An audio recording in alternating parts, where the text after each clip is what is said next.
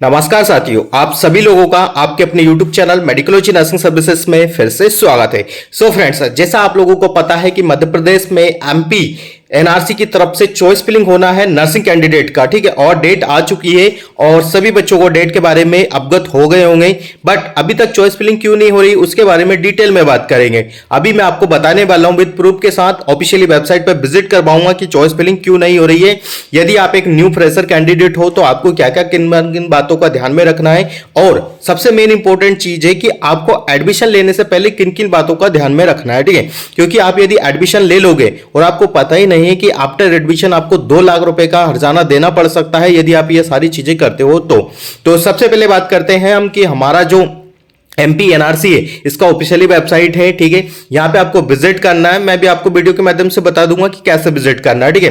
तो अभी मैं आपको बता देता हूं कि लिंक एक्टिवेट नहीं हुई है। इससे पहले ये जानकारी आपके लिए रहने वाली है कि कौन कौन कैंडिडेट को चॉइस फिलिंग करना है। तो पहले हम चलते हैं इसकी ऑफिशियली वेबसाइट को, उसके बाद बात करेंगे कि सारे डाउट्स आपके क्लियर कर दूंगा विद प्रूफ के साथ। चलिए चलते हैं इसकी ऑफिशियली वेबसाइट पे। तो जैसा अभी आपको स्क्रीन पे दिखाई दे रहा होगा, यहाँ पे मैंने DME-MP ऑनलाइन का ऑफिशियली वेबसाइट को विजिट किया है, जो कि MP NRC के द्वारा चलाया जाता है। यहीं से आपकी चॉइस फिलिंग की जाएगी।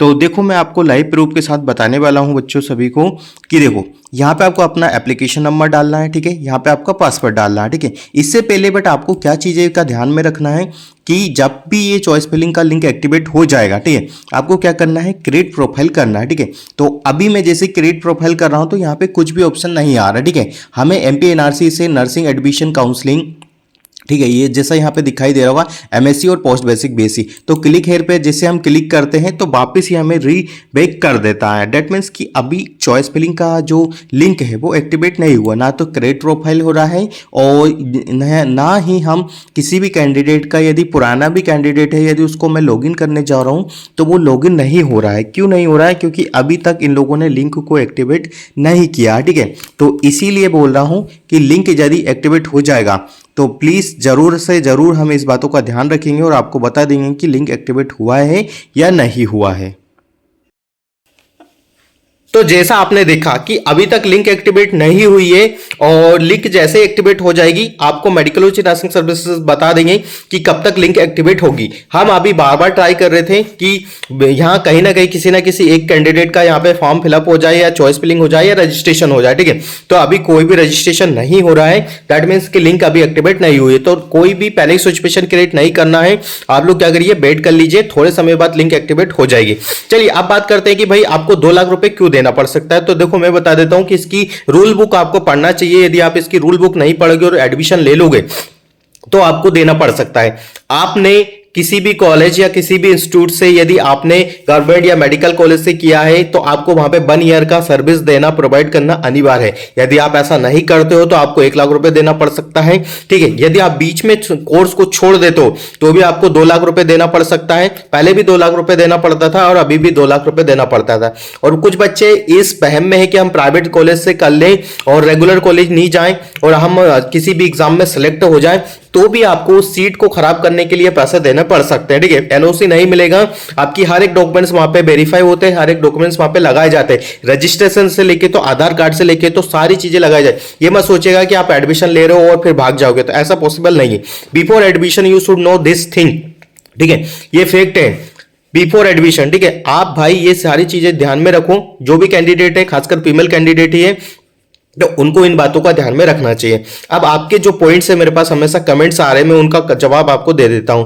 क्या सर डिस्क्वालीफाई कैंडिडेट यहाँ पे फॉर्म फिलअप कर सकते हैं क्या, या रजिस्ट्रेशन कर सकते हैं क्या? तो वो नहीं कर सकते। मैं क्लियर कट बोल देता हूं कि डिस्क्वालीफाई कैंडिडेट कभी भी यहाँ पे रजिस्ट्रेशन नहीं कर पाएंगे, ठीक है।